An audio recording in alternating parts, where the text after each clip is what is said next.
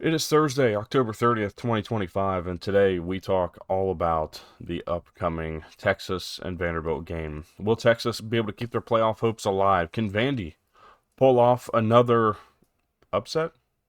We'll talk a little bit more about that here later on. Also got some injury news to report, and a national championship game has been set. We'll talk a little bit all about that again here on today's episode.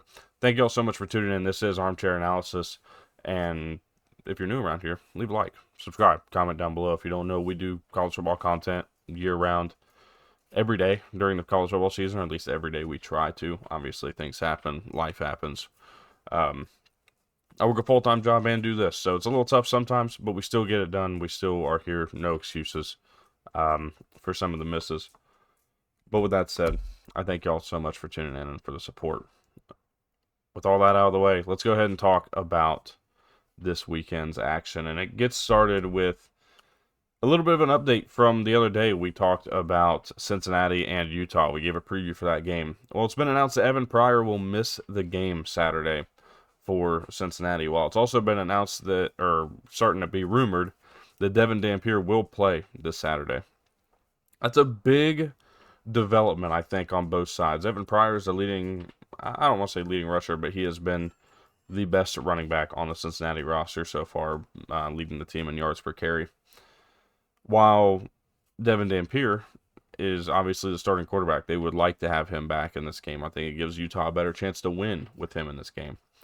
It doesn't quite sway my opinion too much, but I definitely take a little bit more thought into this game and certainly have a little bit more of an idea of what I think this game's going to turn into. But there's still a long way to go. There's still a lot of stuff to do, and again, the game's played on the field for a reason. So, with all that said, it's going to be interesting to watch Tawee Walker, see how he handles the extra workload, see how Brennan Sorsby handles the extra pressure put on him, as now he is going to be carrying this offense, I think, a lot throughout the course of this game.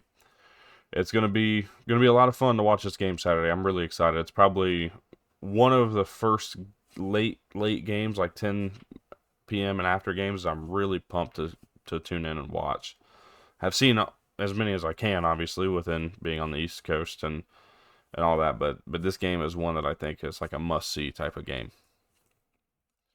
Moving on, before we get into another game preview, it was announced that Tampa, Florida is going to host the 2028 College Football Playoff National Championship game.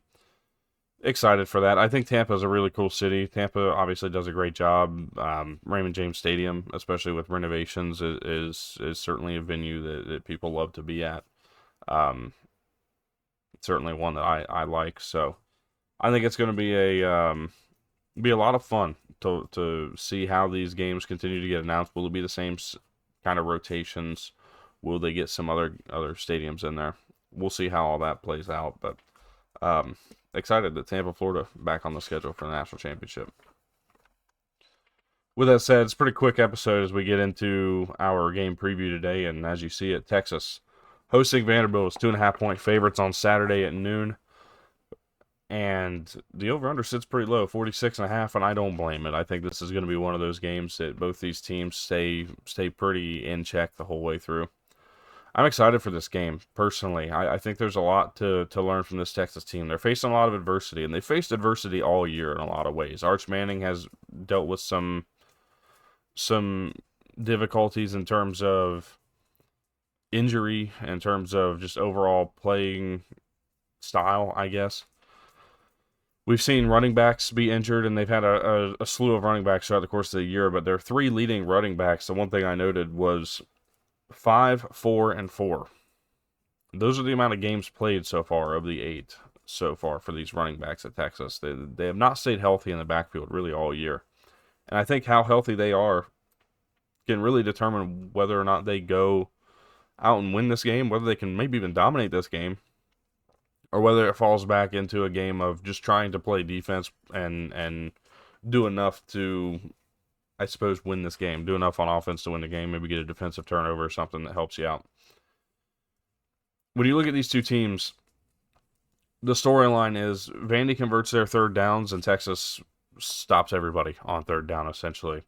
Their 20th in opponent third down conversion percentage, that's Texas as you see it on the screen, 31.5%. third down conversion rate. Vandy's been really good at staying on the field all year long. The one time they haven't was the game they lost, and that was against Alabama. If they can stay on the field, and remember that Alabama game, they started out in a pretty good spot, and then Bama started slowing them down, getting them off the field, and it spiraled out from there. They're really looking to do that, and part of what they use to do that is that run game. 6.2 yards per carry, third in FBS, only behind Navy and Oregon. This Vandy team runs the ball, and they do it at a very good rate, and they do it efficiently with a lot of different looks, a lot of different patterns. They're really, again, something I talk about every time I talk about Vandy lately is the way they scheme things around the talent, right? They don't have the talent to go out and match up with the Texas. They just don't have it. They don't have the talent to go match up with an Alabama. They don't have the talent to match up with Tennessee, a team in their own state. But what they do is they scheme up plays that open up opportunities for scoring, open up opportunities for first downs, and continue to keep your offense on the field. They're going to do more of that here in this game. I have no doubt in my mind that that's going to continue to happen here. Something I thought about is the ability that Vandy's had to turn over other teams, specifically by way of fumble. They've created a lot of fumbles so far this year. Not so many in the last couple of weeks, but this is a week I think there's a prime opportunity to create something like that. And it starts by, obviously, the uncertainty around whether Arch Manning plays or not. The uncertainty around the running back room, whether who's going to play and who's going to be on the field. Matthew Caldwell would be the starter if it's not Arch Manning. Either of these quarterbacks are young quarterbacks who I think still have a long way to go in terms of their development. Vandy can get into the backfield and create a big play or two throughout the course of this game that maybe turns the tide in their favor. It's something I'm really keeping an eye on, is how they address their defensive play calling and how they go after these two quarterbacks, whoever it ends up being. When I look at Texas, the biggest surprise to me is the offense. 78th in total offense. Arch Manning had 2 games last year. He looked okay in one of them and looked really good in the other. So far this year, he's looked really good in the group of 5 games. He looked okay last week prior to getting hurt. But I just haven't seen enough from this team. And I'm not quite buying into that game against Mississippi State just yet. This is going to be an interesting one to watch. Again, if Arch Manning's healthy. If he's not, then I think it really starts Texas behind the 8 ball on this one. This is going to be a really fun game. Another thing that I noted here is penalties. These teams rank 116th, Texas, and 117th, Vanderbilt, in penalty yards per game. Penalty yards against per game, so they're losing yards. Who's going to play the cleaner game in this one? We've seen Vandy play really well. We've seen Texas play really well. One thing I do believe, though, is that Vanderbilt is more capable of playing a cleaner game. And when I say that, I'm not sitting here and taking a shot at Texas. I just think that the Texas struggles are something that is a little bit more, I don't even want to say fundamental, because that's not quite the word I'm looking for, but the Texas struggles are just a little more ingrained in this team right now. They've continued to have issues at the line of scrimmage. They've had issues with blocking in general. That's why they have one of the lower rushing yard totals per game in the conference. They're just not quite doing things well on the offensive line. I think that's where a lot of their struggles have come in terms of penalties. We'll see what they're able to do going forward. I didn't get through that very well, and I apologize, but I trip over my words every once in a while. With that said, you look at the lines. Texas 2.5-point favorites. Over/under sits at 46.5. I'm not willing to bet the line because I think 2.5 is one of those trick lines that either you take Vandy to cover and Texas wins by 3 or more, or you take Texas to cover and Vandy pulls the upset.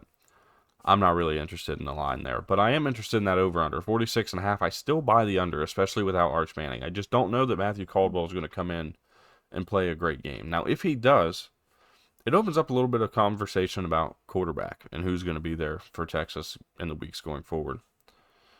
Nonetheless, I do like the under in this game.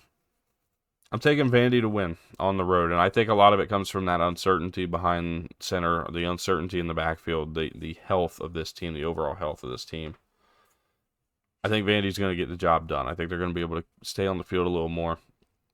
tire this Texas defense out and really start to kind of take control towards the end of this game. Vandy, score of 20-13. Let me know what you guys think. Let me know who you guys are picking to win this game. I think it's a big one. Texas and their playoff hopes are on the line this weekend, and Vandy's playoff hopes, I think, are not quite going to be dashed with the loss here, but Vandy's playoff hopes certainly take a bit of a hit if their two biggest games come down to losses. We'll see what the end of the year looks like, but thank y'all so much for tuning in. Seriously, I appreciate everybody for being here every single day. Those of you that do tune in. If you're new around here, again, please leave a like, subscribe, comment down below. Let me know your thoughts on everything we talked about. Who are you picking to win the Texas Vandy game? And we'll be back tomorrow. Take 10 returns, and we'll see if we can get above 500 finally.